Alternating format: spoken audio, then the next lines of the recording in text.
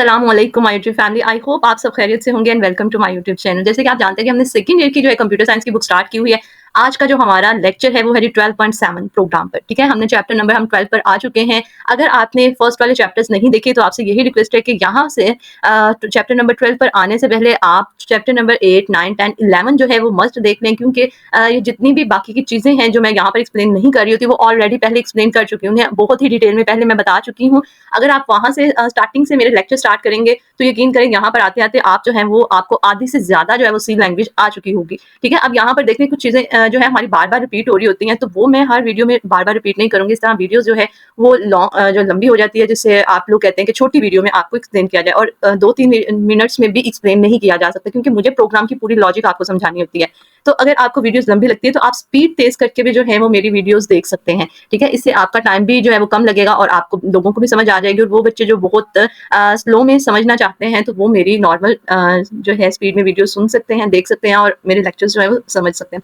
चलिए जी, आज का हम अपना प्रोग्राम जो है स्टार्ट करते हैं। हमारा प्रोग्राम है जी 12.7 है, ये आज हमने अंडरस्टैंड करना है। और यहाँ पर जो है प्रोग्राम स्टार्ट करने से पहले आपसे एक छोटी सी रिक्वेस्ट है कि जिन लोगों ने अभी तक चैनल को सब्सक्राइब नहीं किया तो वो चैनल को सब्सक्राइब कर दें और साथ में लगे बेल आइकन को भी प्रेस कर दें, ताकि नई आने वाली वीडियो का नोटिफिकेशन आपको मिल सके। और एक और छोटी सी रिक्वेस्ट है कि अगर आपको वीडियोस अच्छी लगती हैं तो आप अपने दोस्तों के साथ, क्लास फेलोज के साथ, दूसरे कॉलेज के बच्चों के साथ जरूर शेयर करें, ताकि उनकी भी जो है सेकेंड ईयर की कंप्यूटर की बुक में जो है वो हेल्प हो सके। जिन्हें समझ नहीं आती प्रोग्रामिंग की कॉलेज में या किसी की समझ नहीं आती, तो वो भी इन वीडियोस को देखकर जो है उनको फायदा हासिल हो सके। चलें जी, अब अपना लेक्चर स्टार्ट करते हैं। सबसे पहले हम स्टेटमेंट को रीड करते हैं। स्टेटमेंट क्या कह रही है जी? Write a program that inputs a number, ठीक है, from the user and display the factorial of that number using while loop. अब ये प्रोग्राम क्या कह रहा है कि अब जब भी मैंने कहा आपको जब भी इनपुट का वर्ड आता है तो इसका मतलब है कि हमने क्या करना है, स्कैन एफ यूज करना है। कौन सा प्रोग्राम हमने यूज करना है? हम यहाँ पर स्कैन एफ जो है वो यूज करने वाले हैं। अब यहाँ पर कह रहे हैं कि आपने एक नंबर जो है वो लेना है, किससे? यूजर से लेना है। ठीक है, जब भी हम यूजर से नंबर लेते हैं तो वो किसके थ्रू लेते हैं, किस फंक्शन के थ्रू लेते हैं? स्कैन एफ के थ्रू लेते हैं। ठीक है,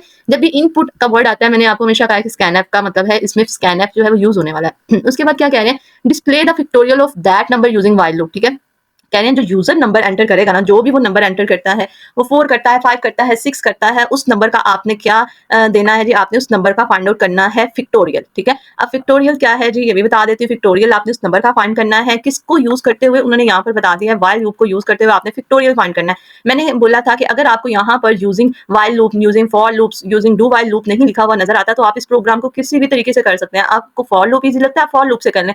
आपको व्हाइल लूप इजी लगता है, आप व्हाइल लूप से कर लें। आपको डू व्हाइल लूप इजी लगता है, आप डू व्हाइल लूप से जो है ये प्रोग्राम कर सकते हैं। लेकिन जब उन्होंने स्पेसिफिक आपको बता दिया है कि आपने व्हाइल लूप यूज करना है, तो इसका मतलब है आपने इस प्रोग्राम को व्हाइल लूप यूज करते हुए ही करना है। अब ये फैक्टोरियल क्या है? फॉर एग्जांपल, यूजर ने क्या है जी 5 नंबर एंटर किया है। ठीक है, अब 5 का फैक्टोरियल इस तरह से आपने देखा होगा, अगर आपने मैथ पढ़ा है तो 5 का फैक्टोरियल हम इस तरह से फाइंड आउट करते हैं। अब इस लाइन का क्या मतलब है? 5 का फैक्टोरियल अगर आपको नहीं पता तो यहाँ पर देख लीजिए, हम करते हैं मल्टीप्लाई करते हैं, 1 से स्टार्ट करते हैं, 1 multiply by 2 multiply by 3 multiply by 4 and multiply by 5, उस नंबर तक जिसका हमने फैक्टोरियल फाइंड आउट करना है। ठीक है, ये देखिए 5 तक है ना, तो मैंने 5 तक जाके मैंने फर्स्ट से स्टार्ट करना है मल्टीप्लाई करना, फिर उसको 2 से मल्टीप्लाई, फिर 3 से, फिर 4 से, फिर 5 से, और एंड पर जो मेरा रिजल्ट आएगा वो मेरा क्या कहलाएगा? ये 5 का फैक्टोरियल कहलाएगा। ठीक है, ये आपने बात याद रखनी है। अगर आपको इसका फॉर्मूला नहीं आता तो मैं आपको जो है वो गूगल से भी दिखा देती हूँ। यहाँ पर देख लें जी, ये देख लें, उन्होंने कहा है कि आपने 5 का फैक्टोरियल फाइंड करना है, तो ये देख लें 5 का फैक्टोरियल का फार्मूला यहाँ पर उन्होंने मतलब उसका आंसर क्या लिखा हुआ है? 120। वो कैसे आया है? यहाँ पर देख लें जी,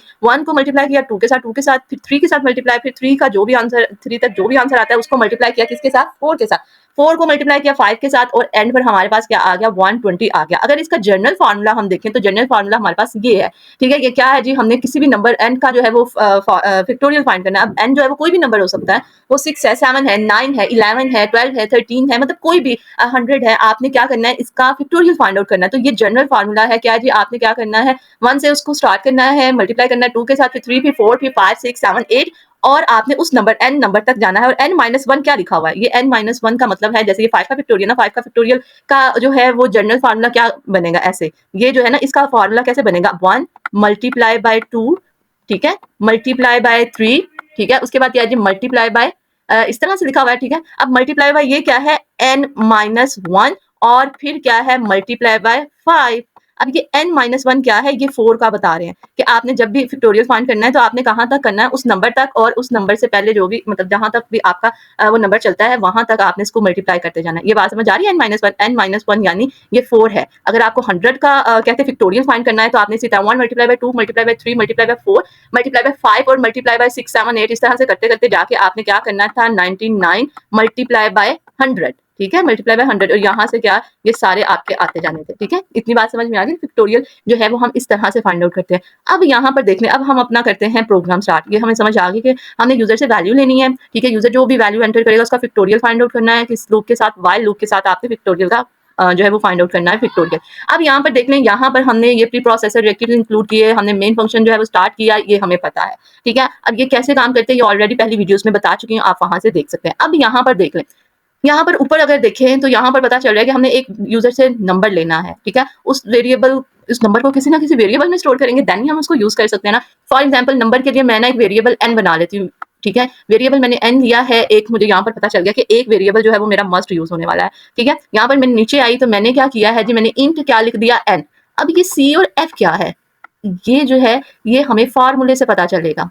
क्या है, हमें फार्मूले से पता चलेगा कि ये सी और एफ क्या है। ये कुछ चीजें जो है वो हमें अंडरस्टूड होती हैं, हमें प्रोग्राम में कहीं पे भी उन्होंने जो स्टेटमेंट में नहीं बताया होता कि आपने वेरिएबल्स इतने लेने हैं, यहाँ पे तो पता चल रहा है एक वेरिएबल लेना है। तो कुछ वेरिएबल्स हम अपने जो है प्रोग्राम को सॉल्व करने के लिए हम खुद से लेते हैं। अगर हम वो खुद से वेरिएबल्स नहीं लेंगे तो हम कभी भी अपना प्रोग्राम सॉल्व नहीं कर सकेंगे, ठीक है। कुछ वेरिएबल अंडरस्टूड होते हैं, आप अपने प्रोग्राम की लॉजिक देखते हुए कि ये वेरिएबल्स यूज होंगे। अब ये सी और एफ क्या है, अब ये देखें यूजर ने क्या किया, एंटर। यहाँ पे देखिए उसने क्या किया जी, 3 नंबर एंटर किया, ठीक है। हमने यूजर से वैल्यू ली, 3 नंबर उसने एंटर किया। अब फॉर एग्जांपल अभी आप यहाँ पर सी और एफ को भूल जाएं, अभी सिंपल सा प्रोग्राम करते हैं। इंट एक हमने वेरिएबल लिया इंटीजर टाइप का, और उसको वेरिएबल को क्या नाम दे दिया, एन, ठीक है। हमें पता है CLRSCR जो है वो ये फंक्शन जो है वो क्लियर स्क्रीन के लिए यूज होता है। उसके बाद क्या जी, ये वाला प्रिंट एफ में क्या है, एंटर अ नंबर। आपको जो भी आप प्रिंट एफ में लिखते हैं वो एज इट इज आपको स्क्रीन पर नजर आता है। एंटर अ नंबर, उसने यूजर ने क्या किया जी, 3 एंटर कर दिया, किसके थ्रू, इस फंक्शन के थ्रू, ठीक है। Scan F percentage G and ampersand sign N जो है कि स्कैन एफ जो है किसके लिए यूज किया जाता है, यूजर से वैल्यू लेने के लिए।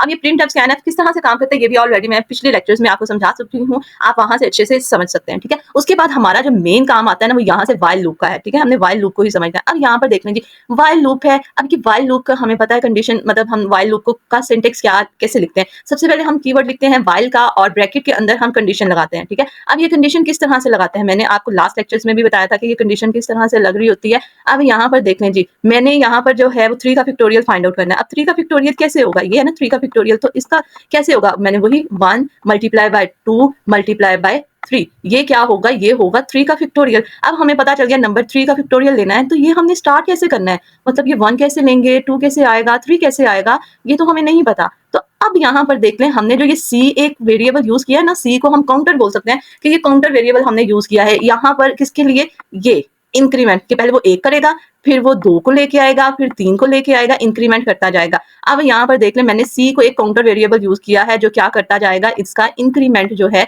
एक एक वैल्यू का इंक्रीमेंट करता जाएगा, ठीक है। अब अगर मैं यहाँ पर आप कहें कि सी ना लेते तो फिर हमारा प्रोग्राम यहाँ पर मतलब हमारी लॉजिक ही नहीं बननी थी। कैसे हम ये 3 का फैक्टोरियल जो है वो फाइंड आउट कर सकते थे बगैर 1 2 3 को लिए, ठीक है। इन चीजों को लेने के लिए मैंने एक एक्स्ट्रा वेरिएबल यूज किया जिसका नाम क्या रखा, मैंने सी नाम रखा। उसको 1 वैल्यू क्यों दी मैंने वैल्यू, यहाँ पर यूजर से नहीं लेनी, कुछ लॉजिक्स हमने खुद से बनानी होती हैं। सी को 1 इसलिए दिया क्योंकि मेरा जो है फैक्टोरियल फाइंड आउट करना कहाँ से स्टार्ट करते हैं हम, 1 से, ठीक है। 1 मल्टीप्लाई बाय फिर 2 आता है, फिर 3 आता है, तो इसलिए मैंने जो भी इसकी इनिशियल वैल्यू होती है वो हमने यहाँ पर रखनी होती है, ये 1 से स्टार्ट होगा, ठीक है, हो गया। अब यहाँ पर एफ क्या है जी हमारे पास, ये समझ लें आप फैक्टोरियल है। अब देखें ये तो सी जो है वो मैंने इंक्रीमेंट के लिए जो है काउंटर के लिए यूज किया, पहले 1 आएगा, फिर 2 आएगा, फिर 3 आएगा, फिर 4 आएगा।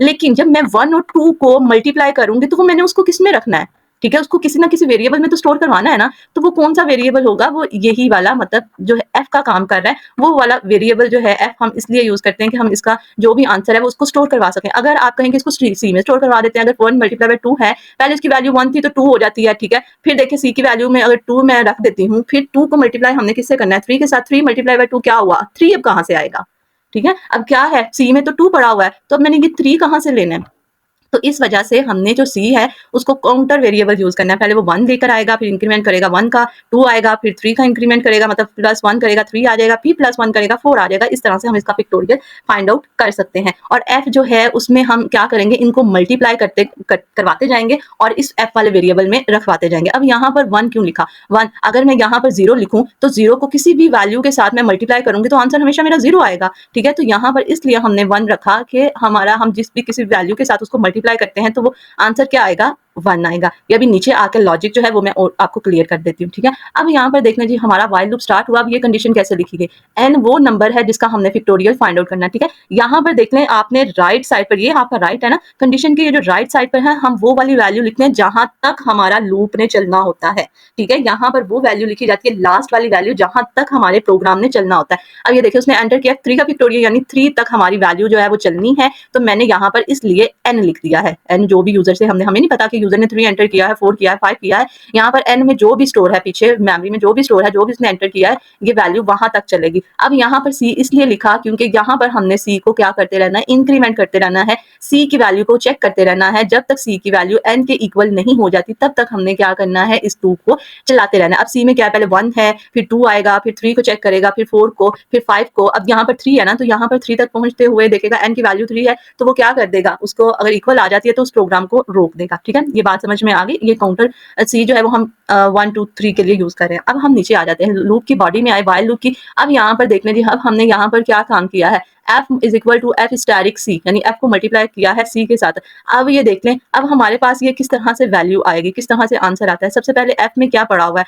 f में पड़ा हुआ है हमारे पास ये लिखा हुआ ना, f मल्टीप्लाई बाय, f को मल्टीप्लाई किया किसके साथ, सी के साथ। ठीक है, एफ में क्या पड़ा हुआ है, 1, यहाँ पर 1, और सी में यहाँ पर देख लें जी, हमने सी में यहाँ पर देख लें इनिशियलाइज करवाया था, सी में अब क्या आ गया 1, और यहाँ पर एफ में क्या पड़ा हुआ है, 1 वैल्यू पड़ी हुई है। ठीक है, हमने ये 1 से ही हमेशा स्टार्ट करवाना होता है। उसके बाद देख लें, अब क्या किया जी, 1 मल्टीप्लाई बाय 1, एफ में भी 1 है और सी में भी 1 है। जब मैं 1 को मल्टी के साथ मल्टीप्लाई करूंगी तो आंसर क्या आएगा, 1 आएगा। ठीक है, अब ये जो आंसर हमने स्टोर करना है वो इस फैक्टोरियल वाले वेरिएबल में स्टोर करवाना है। ठीक है, यही हमें एंड पर आंसर देगा। यहाँ पर ये जो 6 आएगा ना, यही हमें ये एंड वाला आंसर जो है ना, एंड पर जाके कैलकुलेट करके ये एफ वाला वेरिएबल हमें देगा। और सी जो है वो क्या करता है, एक एक का इंक्रीमेंट, 1 फिर 2 फिर 3, ये सी काम करेगा। अब ये क्या है जी, 1 को 1 के साथ मल्टीप्लाई किया तो क्या आया आंसर 1, और क्या होगा, एफ में क्या स्टोर हो जाएगा, 1 ही स्टोर हो जाएगा। उसके बाद यहाँ पर देखें नीचे आया, अब इंक्रीमेंट हुआ ना, अब हमें पता है फैक्टोरियल का फॉर्मूला ये है। अब वो सेकंड वाली वैल्यू से मल्टीप्लाई करेगा, तो सेकंड वाली वैल्यू कैसे आएगी, जब मैं सी की वैल्यू में +1 करूंगी। ठीक है, आप यहाँ पर सी प्लस प्लस भी लिख सकते हैं। ठीक है,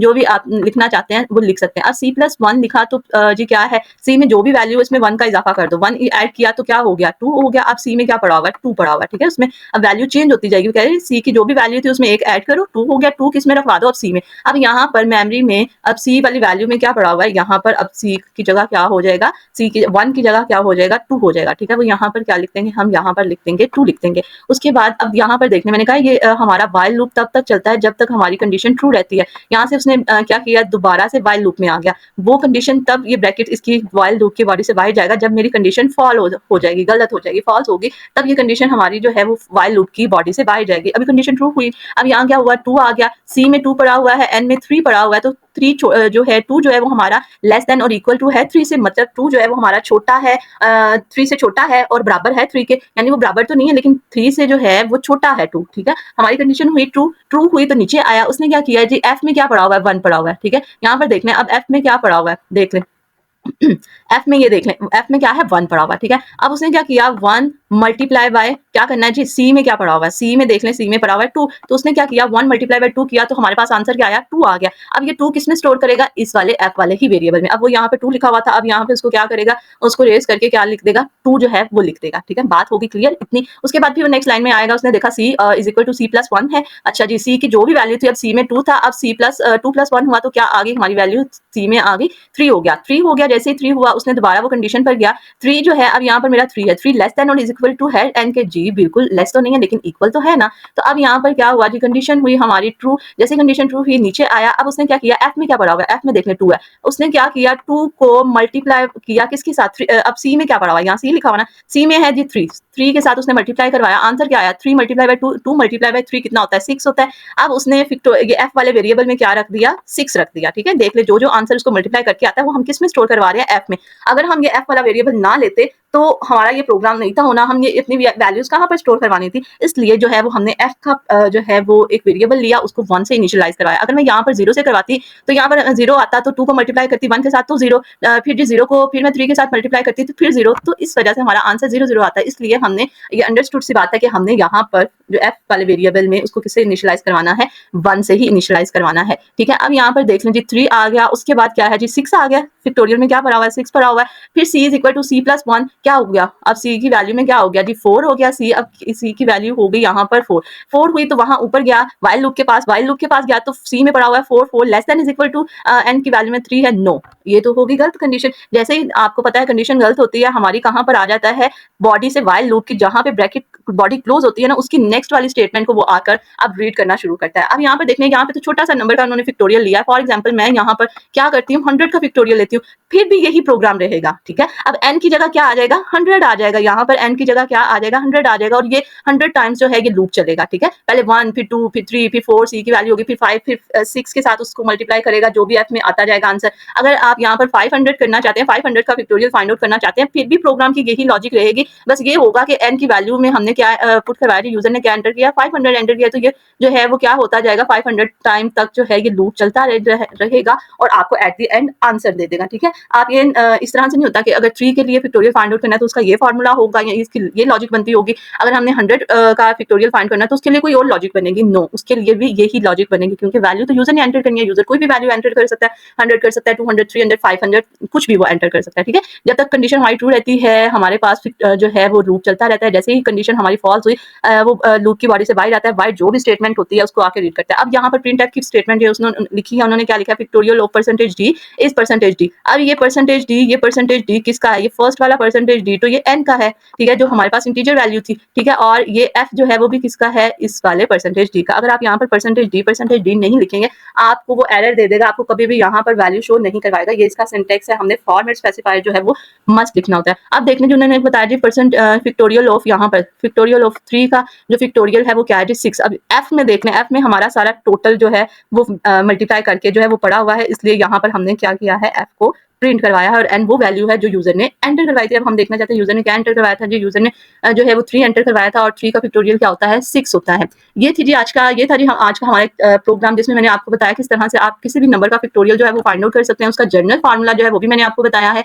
इसके बाद अगर आपको किसी भी चीज की फिर भी समझ नहीं आती तो आप कमेंट सेक्शन में जो है वो पूछ सकते हैं, और अगर आप वीडियो को दोबारा से जहां से नहीं समझ आती आप वीडियो को जो है वो रिवर्स करके दोबारा से जो है वो पीछे करके देख लिया करें, जहां से भी आपको बात समझ में नहीं आ रही होती। इंशाल्लाह अगर आप गौर से सुनेंगे तो जरूर समझ में जो है वो आएगा ये प्रोग्राम, और कोई मुश्किल नहीं है, बहुत ईजी सा जो है वो प्रोग्राम है जो आज मैंने आपसे डिस्कस किया है। अगर आपको ये वीडियो अच्छी लगी हो तो लाइक एंड शेयर करना मत भूलिएगा, दूसरे दोस्तों के साथ भी शेयर जरूर कीजिएगा ताकि उनकी भी हेल्प हो सके। दुआओं में याद रखिएगा। अल्लाह हाफिज।